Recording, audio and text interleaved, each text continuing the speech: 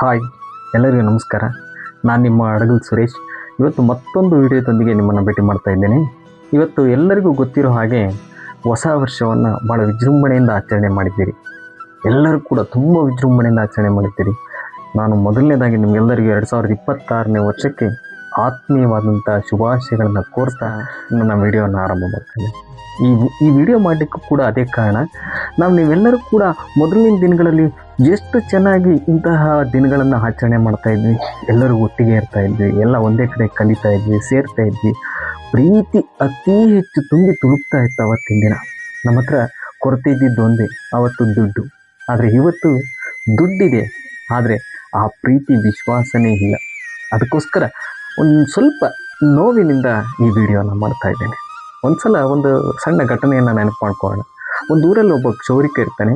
ಅವನು ಬಹಳ ಬಡತನದಲ್ಲಿ ಬದುಕ್ತಾ ಇರ್ತಾನೆ. ಇಡೀ ಊರಿ ಜನಗಳೆಲ್ಲ ಕಟ್ಟಿಂಗನ್ನು ಮಾಡಿ ಅದರಿಂದ ಬಂದಂಥ ಹಣದಿಂದ ತನ್ನ ಜೀವನವನ್ನು ನಿರ್ವಹಿಸ್ತಾ ಇರ್ತಾನೆ.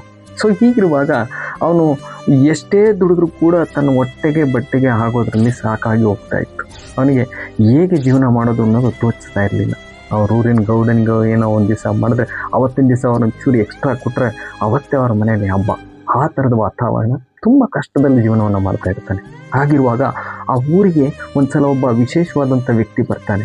ಬಂದ್ಬಿಟ್ಟು ಇವನ ಹತ್ರ ಕಟಿಂಗ್ ಮಾಡಿಸ್ಕೊಳ್ತಾನೆ. ಅವನನ್ನು ಯಾವತ್ತೂ ನೋಡಿರೋದಿಲ್ಲ. ಸೊ ಹಾಗಾಗಿ ಯಾರೋ ಇರ್ಬೋದು ಅಂತ ತಿಳ್ಕೊಳ್ತಾನೆ. ತುಂಬ ಅದ್ಭುತವಾಗಿ ಕಟಿಂಗ್ ಮಾಡ್ತಾ ಇರ್ತಾನೆ. ಅವನು ಕಟಿಂಗನ್ನು ಮಾಡಿದ್ದು ನೋಡಿ, ತುಂಬ ಚೆನ್ನಾಗಿ ಮಾಡಿದ್ದೀಯಾ ನಿನ್ನ ಕಟಿಂಗ, ಎಷ್ಟು ನಿನ್ನ ಕಟಿಂಗಿಗೆ ತೊಗೊಳ್ಳೋ ದುಡ್ಡು ಅಂತಾನೆ. ಇವನು ಅರ್ಧ ಹಾಣಿ ಸ್ವಾಮಿ ನಾವು ತೊಗೊಳ್ಳೋದು ಅಂತಾನೆ. ಇಷ್ಟು ಚೆನ್ನಾಗಿ ಕಟಿಂಗ್ ಮಾಡಿದ್ದೀಯ ನೀನು, ಅರ್ಧ ಹಾಣಿ ತೊಗೋಬಾರ್ದು, ಇದಕ್ಕೆ ನಮ್ಮ ದೇಶದಲ್ಲಿ ನಾವು ನಿಜವಾಗಿಯೂ ಕೂಡ ಒಂದು ಚಿನ್ನದ ನಾಣ್ಯ ಕೊಡ್ತೀವಿ ಇದಕ್ಕೆ ಅಂಥೇಳಿ ಹೇಳ್ತಾನೆ.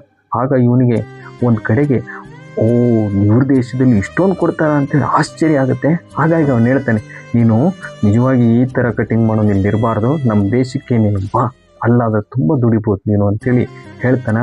ಇವನು 2 ಚಿನ್ನದ ನಾಣ್ಯವನ್ನು ಕೊಡ್ತಾನೆ. ಆ 2 ಚಿನ್ನದ ನಾಣ್ಯವನ್ನು ನೋಡಿದ ಇವನಿಗೆ ತನ್ನ ಒಳಗೆ ಏನೇನೋ ಆಸೆಗಳು ಬಂದು ಹೋಗಿಬಿಡುತ್ತೆ. ಓಹೋ, ನನ್ನ ಜೀವನ ಅತ್ಯದ್ಭುತವಾಗಿ ಇನ್ನೂ ಬದಲಾಗುತ್ತೆ, ಇನ್ನು ನನ್ನ ಜೀವನ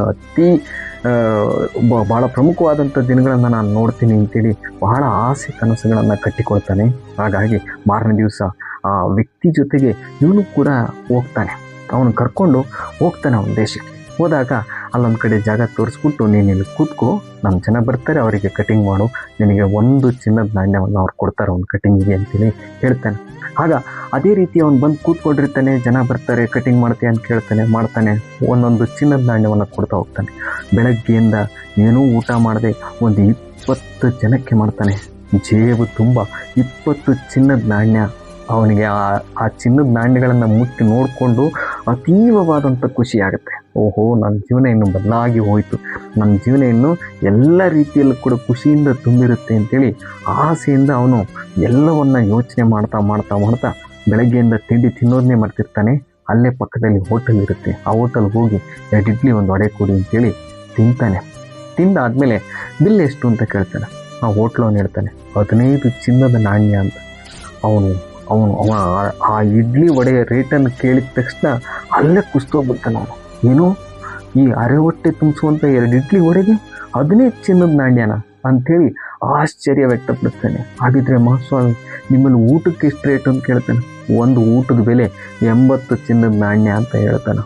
ಆಗ ಅವನಿಗಿದ್ದಂತಹ ಜೀವನವನ್ನು ಬದಲಾಯಿಸ್ಕೋಬೇಕು ಅಂತಕ್ಕಂಥ ಹಮಲಿತ್ತಲ್ಲ, ಒಂದೇ ಸಲ ಸರ್ರಂತ ಹಿಡಿದೋಗ್ಬಿಡುತ್ತೆ. ಸೊ ಆ ವ್ಯಕ್ತಿ ತಕ್ಷಣ ಆವತ್ತಿನ ದಿನ ಅವನು ಅವಾಗಲೇ ಯೋಚನೆ ಮಾಡ್ತಾನೆ, ನಮ್ಮೂರಲ್ಲಿ ಅರ್ಧ ದಿನ ದುಡಿದ್ರೆ ಇಡೀ ಮನಮಂದಿಯವರೆಲ್ಲರೂ ಕೂಡ ನೆಮ್ಮದಿಯಾಗಿ ತಿಂದುಂಡು ಚೆನ್ನಾಗಿರ್ತಾ ಇದ್ವಿ. ಇಲ್ಲಿ ಇಡೀ ದಿನ ದುಡಿದ್ರು ನಾನು ಒಬ್ಬ ಊಟ ಮಾಡಿ ಬದುಕಲಿಕ್ಕೆ ಕಷ್ಟ ಸಾಧ್ಯ ಆಗ್ತಾ ಇದೆ ಅಂತೇಳಿ ಯೋಚನೆ ಮಾಡಿದವನೇ ತಕ್ಷಣ ಸಂಜೆ ಅವನು ಮತ್ತೆ ವಾಪಸ್ ತನ್ನ ಊರಿಗೆ ಅವನು ಬರ್ತಾನೆ.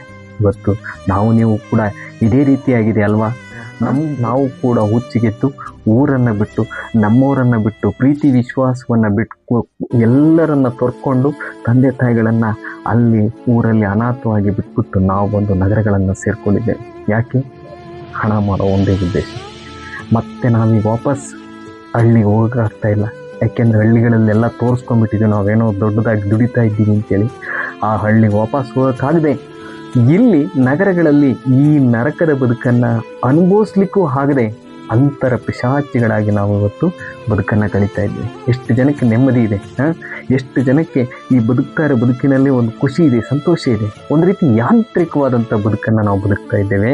ಸೊ ಇವತ್ತಿನ ಹೊಸ ವರ್ಷದ ವಿಶಸ್ಸನ್ನು ಹೇಳುವಾಗ ಈ ವಿಷಯ ನನಗೆ ನೆನಪಿಗೆ ಬಂತು. ಒಂದು ಸಲ ನಿಮ್ಮ ಹತ್ರ ಹಂಚ್ಕೊಳ್ಬೇಕಂತ ಅನ್ನಿಸ್ತು. ಹಾಗಾಗಿ ಈ ಒಂದು ವಿಚಾರವನ್ನು ಹಂಚ್ಕೊಂಡಿದ್ದೇನೆ. ಮತ್ತೊಂದು ವಿಡಿಯೋದೊಂದಿಗೆ ನಿಮ್ಮನ್ನು ಭೇಟಿ ಮಾಡ್ತೇನೆ. ಅಲ್ಲಿವರೆಗೂ ನಮಸ್ಕಾರ.